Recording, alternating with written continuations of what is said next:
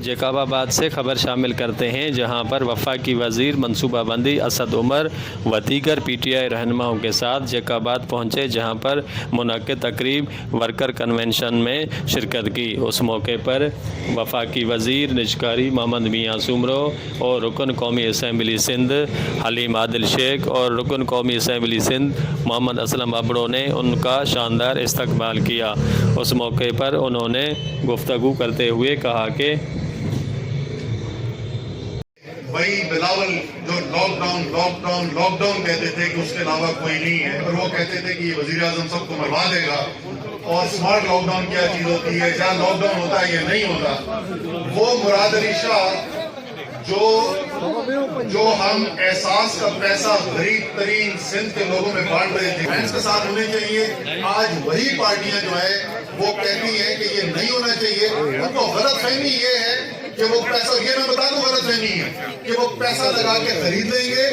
आपको पता है कि फैक्टर्स के ऊपर आपने देखा जो दिसंबर के अंदर इलेक्शन हुआ,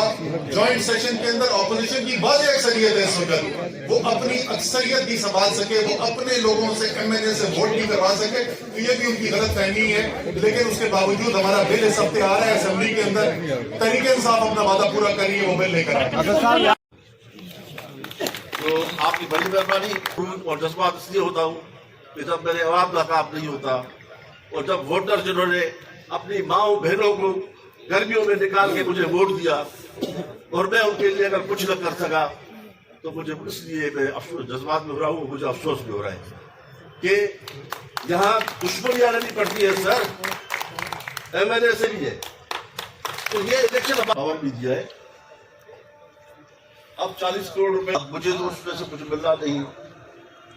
तो आप कुछ करें, बड़ी बात सिंध असेंबली तो में जाना पड़ता है, तो मैं बजाय इसके कि मैं पूरी वो तकरीर रिपीट करूं, लेकिन मैं समझता हूं कि उनकी मुतालबात अपनी आवाम के लिए, उनके मुतालबात अपने ज़िले के लिए, उनके मुतालबात अपने हलके के लिए, वो सब जायज़ है। क्योंकि लोगों की नज़रें होती हैं